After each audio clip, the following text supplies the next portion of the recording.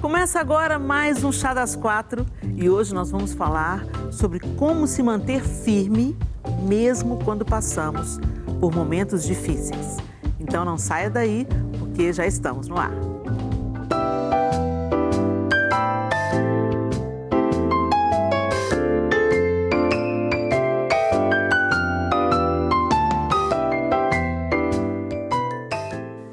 Que alegria estar com vocês, meninas, mais uma vez. Simone Lacerda e Isa Coimbra no estúdio com a gente hoje. Mais uma vez, essas meninas voltaram. Mais um dia, graças a Deus. Mais um dia, graças a Deus. Que bom que vocês estão aqui. Pois é, nós estamos as três mulheres de Lilás hoje e vamos conhecer a quarta mulher. Sandra Silveira, mais conhecida como Sandrinha, é cantora e possui um talento musical descoberto em plena infância. Com 42 anos de carreira no segmento gospel, ela já gravou 21 álbuns nos estilos pentecostal e infantil. Ela é casada com Fernando César e mãe da Carol e do João. Seja bem-vinda, Sandrinha. Obrigada por atender o nosso convite. Obrigada a vocês por esse convite. Tomar esse chá maravilhoso com mulheres maravilhosas, Glória né? a Deus. Mulher maravilhosa de Deus, você. Né? Ô, gente, é tão interessante porque o Chá das Quatro, nós estamos agora voltando com o Chá das Quatro, né? Depois de alguns anos fora do ar. O Chá das Quatro funcionou durante ali os anos 2007, 2008. E naquele período, a Sandrinha, em um Chá das Quatro, ela era uma das nossas convidadas e a gravação teve que sofrer uma mudança, porque na hora que ela estava saindo para a gravação, ela recebeu uma notícia muito difícil. Foi. Ela perdeu seu irmão. E então, agora ela está de volta com a gente aqui para falar de um tema, como aguentar firme em momentos difíceis. E quando ela foi convidada para o chá e se arrumando para vir para o chá, ela teve um flashback, né? Foi. Daquilo tudo que você viveu lá em 2008? Foi 2007 que ele morreu. 2007 que ele faleceu. Foi. Lá em 2007 e agora que muitos anos depois... Muitos anos depois, voltando... Essa mulher que venceu, Venci. Que viveu os momentos difíceis e tantos outros que você também já atravessou. Verdade. Né, quando me convidaram e falaram do tema, eu falei, uau, né? Que tema tão pertinente. Toda a minha história de vida e minha história com o programa também, porque eu estava para vir, estava na porta e o telefone tocou e falaram, seu irmão está dentro de um SAMU, ele teve várias paradas cardiorrespiratórias no local do acidente, quando ele deu entrada no João 23, ele veio a falecer. E aí, naquele momento que eu estava saindo do programa, eu liguei e falei, meninas, não posso, estou indo para o João 23, e foi um dos dias, assim, um dia muito difícil. Revisitar esse dia é bem difícil, mas a gente está aqui para contar que a gente vence, que a gente passa pelos momentos difíceis, que Jesus segura na mão da gente, que a gente caminha. E tem um segredo para isso, gente? Tem um segredo? Nós estávamos ali nos bastidores falando das dificuldades. Um pouquinho antes da gente entrar aqui no ar, a Sandrinha falou, os dias são difíceis. E a verdade é que o dia mau, a Bíblia fala sobre isso, que o dia mau vai chegar para todos nós. O dia mau vai chegar, a notícia ruim vai chegar, o dia que um período de dificuldades vai chegar. E como é que a gente vai reagir a isso? E a gente estava pensando que cada um de nós aqui está vivendo uma situação. Então, há uns meses atrás, a Isa passou por tanta aflição, quase perdeu a sua filha caçula, ficou na UTI, gravemente internada, viveu uma situação tão difícil. A Simone está se reconstruindo de um luto, perdeu a irmã, como a Sandrinha perdeu há pouco tempo. Eu tenho aqui as minhas lutas, os meus desafios também. E a gente pensa assim, meu Deus, será que a gente vai dar conta? Né? Será que a gente vai dar conta de receber um diagnóstico difícil? A gente nunca pensa que vai acontecer com a gente, né? Que a gente pensa, não, estou fazendo meus exames de rotina e vai dar tudo certo, mas às vezes vem uma resposta diferente daquela que eu estava esperando. Uma irmã cheia de vida parte, uma filhinha querida, né? E o seu irmão, seus pais também, que você perdeu tragicamente no mesmo dia, no mesmo acidente, não foi isso? Foi no mesmo acidente. Então, assim, o luto, a dificuldade, a falência, enfim, né? Um filho nas drogas, tanta tragédia pode acometer qualquer um de nós. Não há uma garantia de você vai viver feliz para sempre. Só no conto de fadas em que e eles viveram felizes para sempre. Assim acabam os contos de fada. A trajetória humana não é assim, ela é desértica. A gente está atravessando um deserto até chegar em Canaã, a gente está atravessando um deserto. E no deserto tem a bênção, tem a provisão, tem a coluna de fogo, para você que conhece a trajetória aí do povo de Israel, se não, sugiro que você leia a Bíblia. O povo passa pelo deserto, tirado da escravidão, e ele atravessa o deserto, mas ali no deserto eles experimentam a provisão, o pão de Deus que cai do céu, a coluna de fogo que os aquece do frio à noite, a fumaça, a nuvem que os segue, protegendo do ardor do sol. E tantas vezes a provisão de Deus acontece ali, os oásis que Deus provê no meio do deserto. Mas a dificuldade, ela está prevista na trajetória humana. Simplesmente por nós estarmos vivos, a dificuldade está prevista. Mas a gente vive num tempo que talvez... Vocês acham que a gente vive meio que em negação? Talvez pelo advento das redes sociais, a gente vê a vida de todo mundo que parece perfeita e a gente pensa que ninguém está passando pelo problema, que ninguém está passando pelo luto, que ninguém está vivendo, né? Porque a gente só posta as boas notícias, né? Ninguém esmiuça a fundo a dificuldade de uma pessoa pelas redes sociais, é só sucesso. E vocês acham que isso pode provocar uma dificuldade nos dias de hoje para a gente aguentar permanecer firme?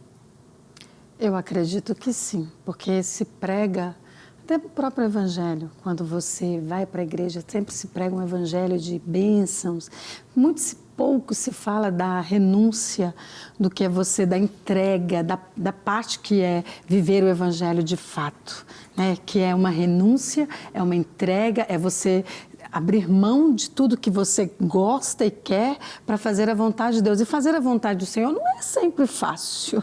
A gente sabe, ao longo da minha caminhada, eu venho sempre conversando isso com o Senhor, 42 anos, eu falo, gente, eu passei muita fome, eu já dormi, eu vim me hospedar em um hotel pouco tempo recente, porque até então a gente ia para a casa dos irmãos, não sabia onde que ia dormir, o que iria comer, não tinha essa coisa de, eu só vou se tem isso, aquilo. Então, assim, hoje se prega muito isso, essa facilidade. E a gente, quando vê, eu mesmo, minha filha, quando saiu da igreja, eu pensei assim, meu Deus, é só comigo que acontece? Aí depois, as redes sociais, não, fulano... Aí você fala, gente, não sou eu só que estou sofrendo, todos nós sofremos, cada um com as suas dores, cada um com as suas marcas.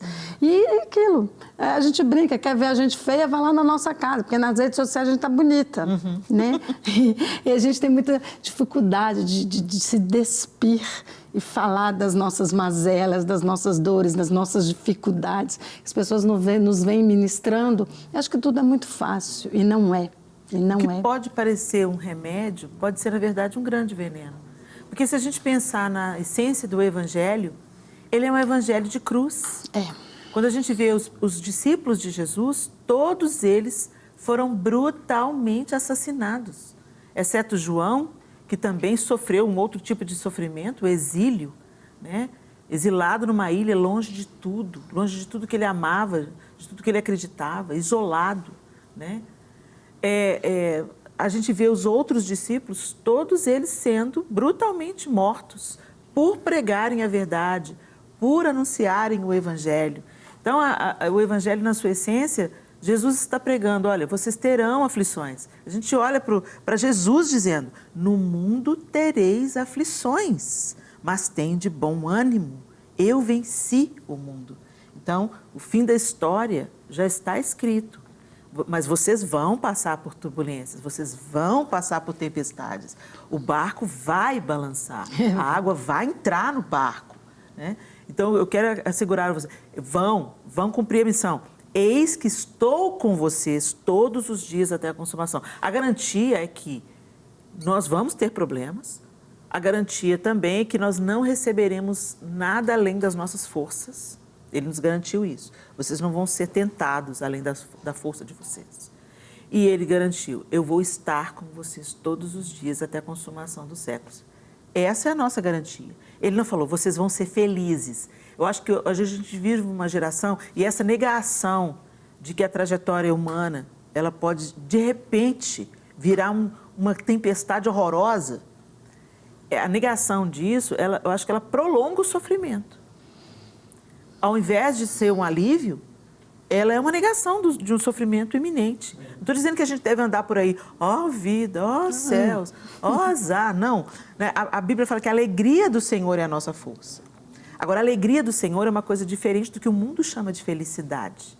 Então, esse estado de estar alheio à dor. Eu não quero saber de miséria. Eu não quero ver miséria, eu não quero ver dor, não quero ver menino pedindo coisa no sinal. Eu quero ir para um lugar onde eu viva só o sucesso e poste fotos lindas.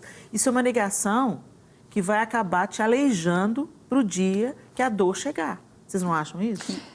Mas eu acho que exatamente por isso é que estão relativizando o Evangelho. Do que se me faz bem, se me faz feliz, ainda que seja pecado, não pode ser mais confrontado.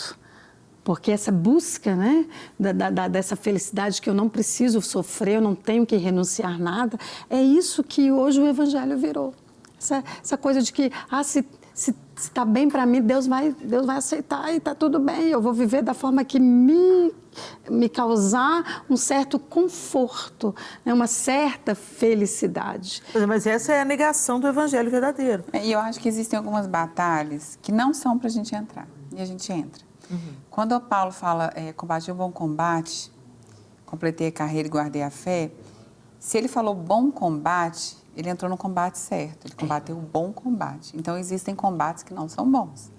Existem combates que não são para a gente estar. Então, as batalhas, elas já vêm. Eu acredito muito que ele conseguiu completar a carreira e guardar a fé porque ele entrou nos combates certos. E isso fortaleceu ele para conseguir suportar esses combates. Que são os combates também que vêm, as guerras que vêm, sem a gente esperar. Que a gente, igual aconteceu comigo, igual aconteceu com a Sandrinha, né? A questão, a filha da Isa, que graças a Deus está bem. Mas, assim, são coisas que você não espera, são inesperadas. Mas são combates que o Senhor está com a gente, porque Ele já sabia que isso ia acontecer. Então, Ele te respalda, Ele te ajuda, Ele está com você todos os dias. Agora, tem batalhas que a gente causa. Que a gente caça, né? Você entra em briga que não é para você entrar.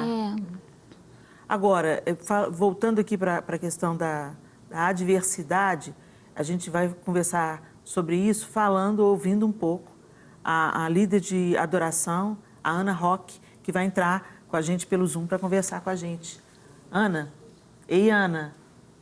Oi, meninas, tudo bom? Tudo bem, minha linda. E você? Paz. Ana, bem, você está ouvindo a nossa Deus, conversa aqui, não é? E você foi convidada para falar nesse programa por algum motivo. Você pode compartilhar com a gente? Bom, eu acredito que como cada uma de vocês, né, já fomos, todas nós, depois de Gênesis 3, todas nós fomos marcadas pela dor, né?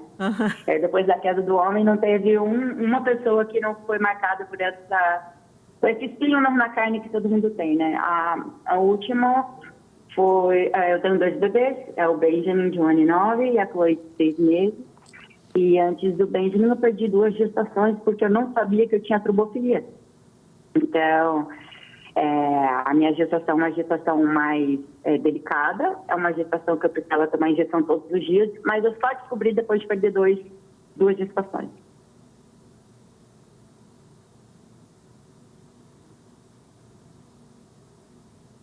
Não sei se estão me vendo. A gente está te vendo e está te ouvindo. Pode continuar. Travou, perdão. Então, ali nesse momento das perdas, eu pedi de novo o Senhor, porque assim, o dia que eu estava perdendo a segunda gestação, eu tinha que ministrar. Uau. Tive que ministrar. E eu não cancelei. É interessante isso, né? Porque para onde a gente vai, né? Para onde a gente pode correr, senão nos pés de Jesus? Eu lembro de eu entrar, cadê meu marido? Filha, eu estava no momento perdendo, né?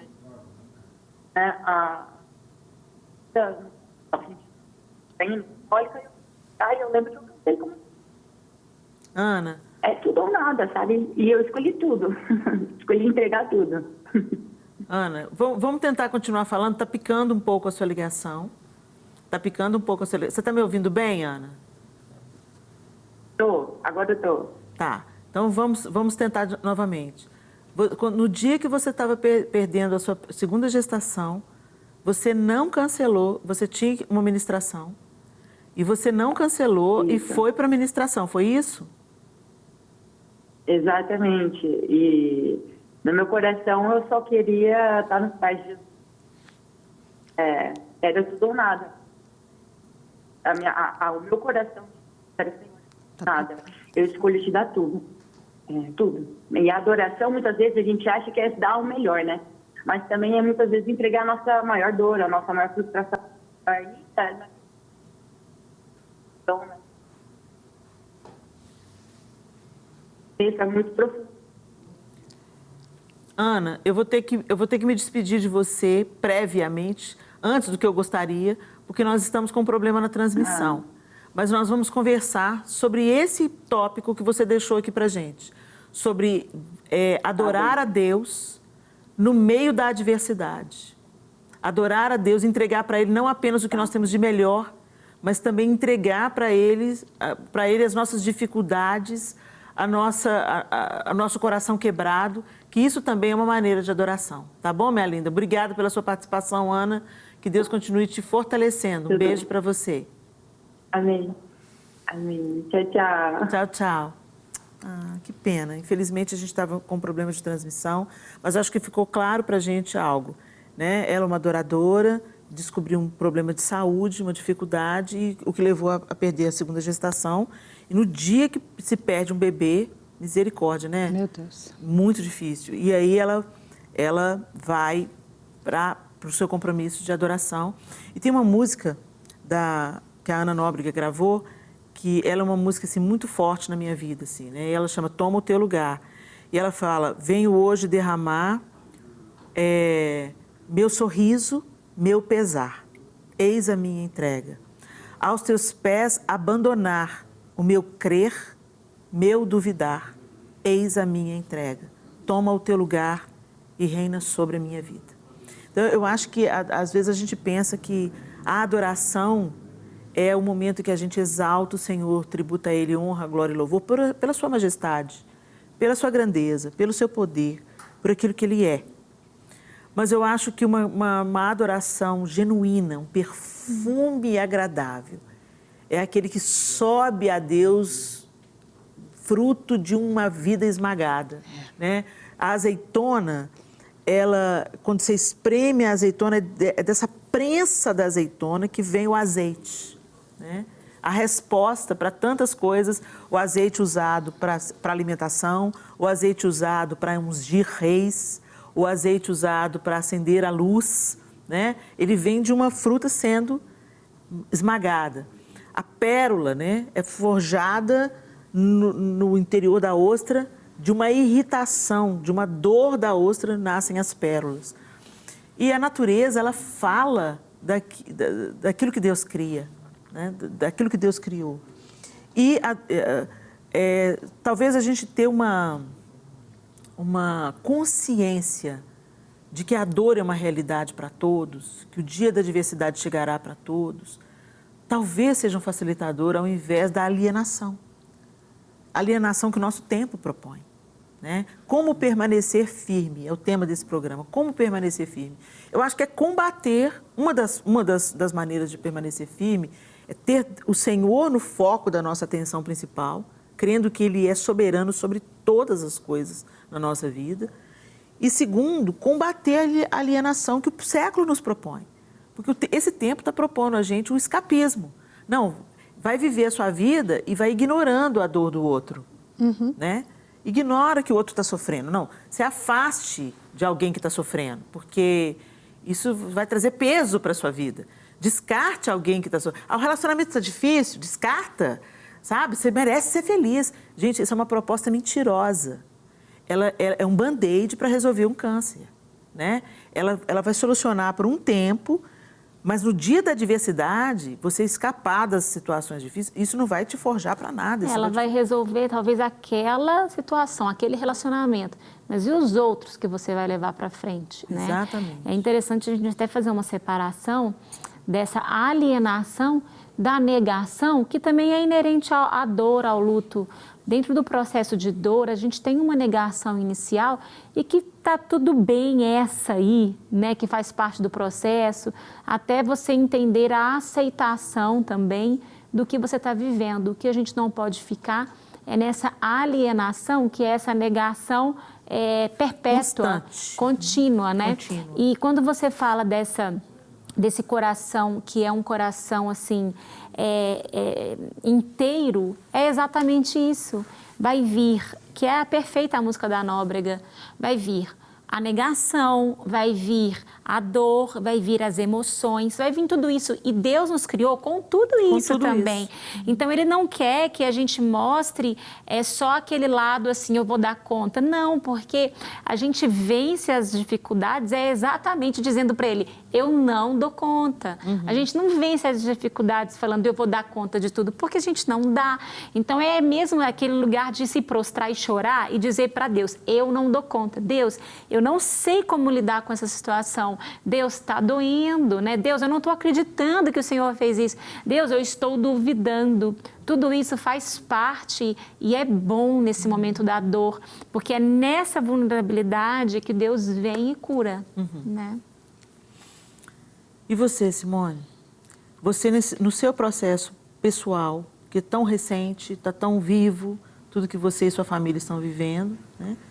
Com a partida tão precoce da sua irmã, você tem que lidar com a sua própria dor e você também tem que lidar com a dor do seu cunhado, da sua sobrinha que ficou tão pequenininha, da sua mãe, é uma dor extrema, a dor de uma mãe. Meu pai. Do seu pai. Está longe, mora no interior.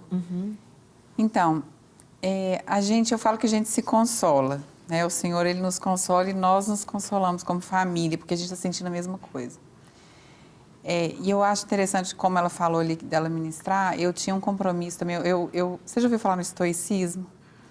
Que a gente precisa ser estoicista nesse tempo, né? Estoicismo é você, apesar de toda a dor, de tudo aquilo que está acontecendo, você continua.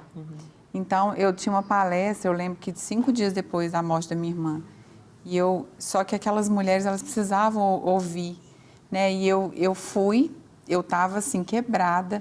E quando eu cheguei lá, eu falei, olha, eu ia dar uma palestra de um jeito, mas eu não sou a mesma daquele tempo. Então, eu mudei. Né? A palestra vai ser diferente, não vai ser aquilo que eu ia falar.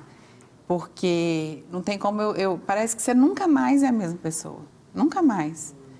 E aí eu falei tudo aquilo que realmente eu tinha sentido para mim naquele momento, que tocou aquelas pessoas, e eu fui falando, e minha mãe viu que tudo isso foi curando também. A gente falando, eu falando com ela, eu contando isso para ela, a gente foi se curando, a gente tem se curado. Não é fácil você entender, mas em nenhum momento a gente falou, Deus, por que o Senhor fez isso? Por que às vezes a gente tem sonhos, a gente planeja tantas coisas, a gente acha que isso, eu estava falando isso com a Helena e com a Isa, isso nos respalda de acontecer as coisas com a gente. É como se isso, não, eu tenho que viver isso, então isso não vai acontecer comigo. E acontece, no meio do caminho você não vive a promessa. Verdade. E a gente não entende o porquê disso. Mas eu acredito muito em semente, né? Minha irmã, eu vejo ela como uma semente que foi plantada, que ela morreu aquela semente para dar tantos frutos. E ela deu muitos frutos ali no dia mesmo do velório dela. Foram tantos frutos ali e continua dando esses frutos. E assim como eu não sou a mesma, minha família não é mais a mesma e várias outras pessoas que conviviam com ela também não são mais os mesmos. Deus, Ele entrou nesse processo, a gente não entende de jeito nenhum, mas a gente continua confiando que Deus é bom, apesar de tudo isso. Apesar de ter acontecido de uma forma que a gente não esperava. Vamos conversar um pouco mais sobre isso no próximo bloco. Deus é bom, independente das circunstâncias ao nosso redor. Não sai daí não, a gente já volta. Nós estamos de volta no Chá das 4, hoje com um tema tão relevante, pertinente. A gente está falando um pouco sobre... É possível a gente ficar bem depois de passar por perdas, por dificuldades, depois tem vida depois da tempestade, né? A gente está aqui com histórias no nosso estúdio, hoje recebendo a Sandrinha, que tem histórias muito singulares, e a Simone e a Isa também compartilharam um pouco conosco. É um tempo desafiador na vida de todos nós, mas agora a gente quer ouvir um pouco da Sandrinha, né, Sandrinha? Porque a gente sabe que você, aqui no primeiro bloco, você compartilhou de você ter perdido o seu irmão no dia em que você estava saindo para a gravação de um Chá das Quatro, na primeira edição do Chá das Quatro, em 2007. Foi. E perder meu irmão, eu imagino o seu sentimento, nós éramos muito próximos. 1 ano de diferença. Ele nasceu 21 de abril e eu nasci 23 de abril. Então, eu nem tive aniversário de 1 ano. Eu brincava com ele, falei, você roubou a minha festa. Porque a mamãe estava no hospital, naquela época que cesariana, você ficava vários dias, né, no hospital. Quando a mamãe chegou, já tinha feito 1 aninho. E ele era um menino adorável, de um coração, assim, maravilhoso. Eu lembro que no domingo, esse acontecimento foi numa segunda. No culto à noite, a gente estávamos sentados juntos, eu brinquei com ele, passei a mão no cabelo dele, falei assim, tá precisando de dinheiro para cortar o cabelo? Ele tinha um cabelo bonito, e ele brincou e de manhã aconteceu. E assim, foi devastador. É uma dor assim que eu nunca imaginei que eu passaria por ela. Mas passamos e 3 anos depois, aquele ano eu casei. E aí foi um momento também muito difícil não ter ele ali. Ele deixou 2 filhos pequenos. Eu lembro que no culto, né, fúnebre na minha igreja, o filho mais novo dele, o Gu, estava fazendo 2 aninhos exatamente no dia do enterro do meu irmão. E eu passei o culto com ele todo no colo. E eu não tinha palavras, assim, foi um momento muito difícil. E aí conseguimos romper, fomos caminhando. E em 2010, quando eu engravido, eu tenho uma notícia de que minha gravidez era de alto risco. Eu disse, Deus, o que o senhor está querendo me ensinar? E aí a médica falou, vai para a cama, não levanta. Isso foi já final do ano, eu já estava de recesso da minha agenda. Eu falei, glória a Deus por isso, não precisa desmarcar nada. E aí tive descolamento de placenta, eu tive sangramento por 15 dias e assim, era aquela medo da perda, de perder o bebê, eu podia perder a qualquer momento. E quando chegou abril, no meu aniversário, naquele mês, eu tive uma memória, uma melhora assim, significativa. Tanto que eu cantei 30 dias em cima do púlpito com a barriga assim, gigante. E eu tinha muitos miomas juntos ali, minha barriga era de gêmeo. O povo perguntava, tá indo para o hospital? Eu falei, não, estou no 6º mês. É 2? Não, é 1 só. E eu lembro que no meu aniversário, os meus pais estavam em São Paulo. Meu pai sempre teve loja de material evangélico e a minha mãe tinha ido com ele fazer compra. E ele mandou uma mensagem no Orkut, filha, parabéns, nós vamos chegar domingo e nós vamos te abraçar e nós vamos fazer aquela coisa. E todas as vezes que meu pai me chegava, beijava a minha barriga. E minha mãe muito próxima e tudo, uma amiga assim, excepcional minha mãe era. Eu lembro que no domingo eu falei com meu marido assim, nossa, eu tô boa, me leva na feira, um tiquinho só para eu comprar uns paninhos para esse menino que não tinha nada. E a médica falava, vai nascer prematuro, vai nascer prematuro. E eu cheguei na feira hippie, era umas 7h30 da manhã. Parei na primeira barraca, aí eu tô olhando os protetores, assim, o celular dele toca. E ele se afasta de mim um pouco. E aí eu escolhendo, fiz assim, chamei ele, e ele veio. Aí eu falei, olha, eu gostei. Aí ele colocou a mão no meu ombro, falou assim, vamos para casa? Eu falei, não, mas eu falei. Aí ele agradeceu a moça que me atendeu, muito educadamente, falou assim, vamos embora? Eu falei assim, mas eu acabei de chegar, como assim vamos embora? Ele disse assim, seus pais sofreram um grave acidente de carro e você precisa ir para casa. Naquele momento, no meio da Avenida Afonso Pena. Eu olhei para ele e falei, eles já morreram e você não quer me dizer. Eu lembro que naquele momento eu olhei para o céu e dentro da minha alma eu comecei a cantar. Eu dizia, Deus cuida de mim, passa comigo, segura na minha mão. E eu cantava aquela canção que posteriormente eu regravei, que é cuida de mim, Senhor, cuida de mim, Senhor. Essa música, a minha alma cantava isso o tempo todo, o tempo todo. E eu fui para o carro, caminhando com aquela barriga imensa, e eu já liguei para minha irmã, que mora nos Estados Unidos, eu disse, vem para cá. Papai e mamãe morreram. E ele foi para o local do acidente, e aí ele me liga e fala, Sandra, eles morreram na hora. Mas o que, sabe, mais interessante, que uns 2 meses antes, a minha mãe olhou para mim um dia, ela falou assim, pegou nas minhas mãos, olhou dentro dos meus olhos. Ela disse assim, filha, eu não vou demorar a partir. Eu disse, mãe, você vai cuidar do João? Você vai olhar meu... Assim, e eu falei, mas lógico que não. Ela falou assim, filha, eu não vou demorar a partir. E eu sabia que o Senhor já havia avisado a ele que eles iriam partir. E aquilo me trouxe um conforto e um consolo. E eu lembro que quando eu fui para o hospital ganhar um bebê e que trouxeram ele, colocaram no meu colo, e eu falava para Deus, como é que eu vou passar por isso? Como é que eu vou dar conta? Como é que eu vou olhar essa criança? Mas assim, foi uma das experiências mais lindas que eu tive com o Senhor. Porque tinha momentos que eu pegava o João no colo e eu falava assim, eu não vou dar conta da dor. E eu começava a cantar, cantava com ele, sabe? Começava a ninar. E Deus falava assim, você é mais forte do que você pensa, eu estou com você. Eu lembro que quando eu cheguei na igreja de manhã, no Baruque tinha vindo para minha casa na madrugada, ele estava fazendo um show perto, e quando eu cheguei na igreja, os caixões ainda não tinham chegado. E eu sentei no último banco, sentou ele e a Rebeca do meu lado, e quando chegou, que começou a entrar os 2 caixões, eu olhava assim, e eu dei uma força de Deus tão grande que as pessoas pensavam, ela vai sucumbir. Agora ela vai entrar em trabalho de parto.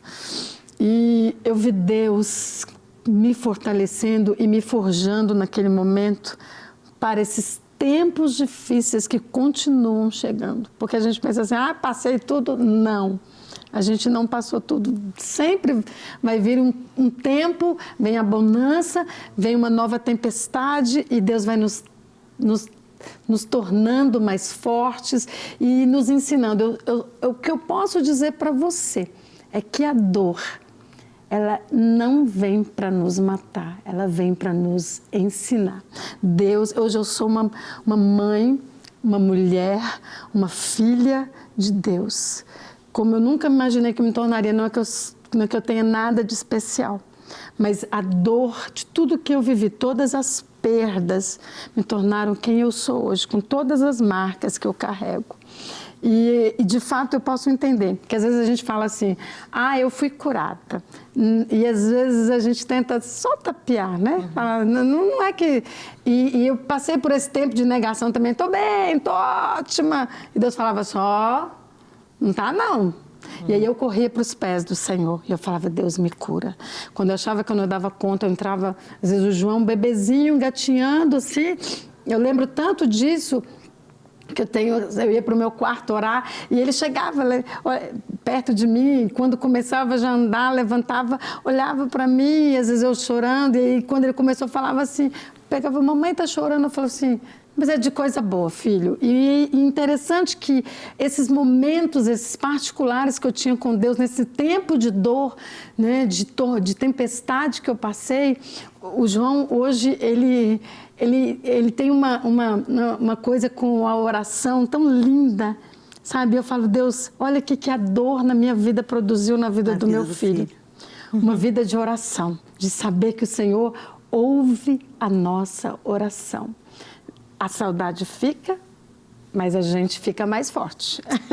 É isso aí. Uau! Que testemunhos, né, gente? Um programa hoje denso, forte, mas não para te abater, mas para te encorajar. O Senhor está conosco em todas as situações.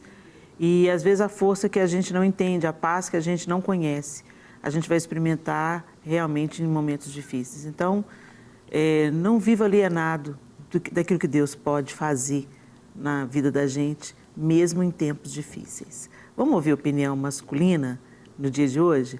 Nesse programa nós vamos ter o Contraponto com o pastor Ronilson Lopes.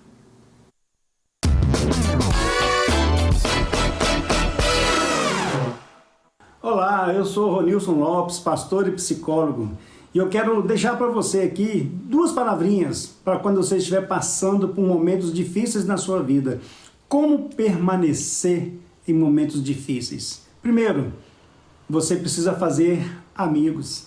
Amigos são aqueles que caminham com você e que choram com você e que compartilham com você as dificuldades e te ajudam. E você também pode ajudá-lo. Segundo, o salmista também, meio desesperado, no meio de tanta luta, de tanta dificuldade, ele desce no vale, ele olha para cima e ele vê as montanhas, cheio de ídolos, não é? As montanhas, havia ali os postes ídolos. E esse salmista, ele fala assim: elevo os meus olhos para o monte. De onde me virá o socorro? O meu socorro vem do Senhor, que fez os céus e a terra. Então, que Deus possa abençoar a sua vida. Tenha fé, tenha coragem e tenha certeza. Faça amigos e tenha fé que você vai alcançar a vitória no meio da dificuldade. Que Deus te abençoe. Amém. Obrigada, pastor Ronilson. É tão interessante que ele falando, tem amigos, né? A Simone compartilhando aqui com a gente, como foi importante vocês se unirem. Vocês como família, vocês têm sido os melhores amigos uns dos outros, né? Consolando, ouvindo, compartilhando. A gente precisa de ter alguém para compartilhar a dor, né, Sandrinha? Ali o seu marido, a estratégia que Deus deu para ele, vamos para casa, né?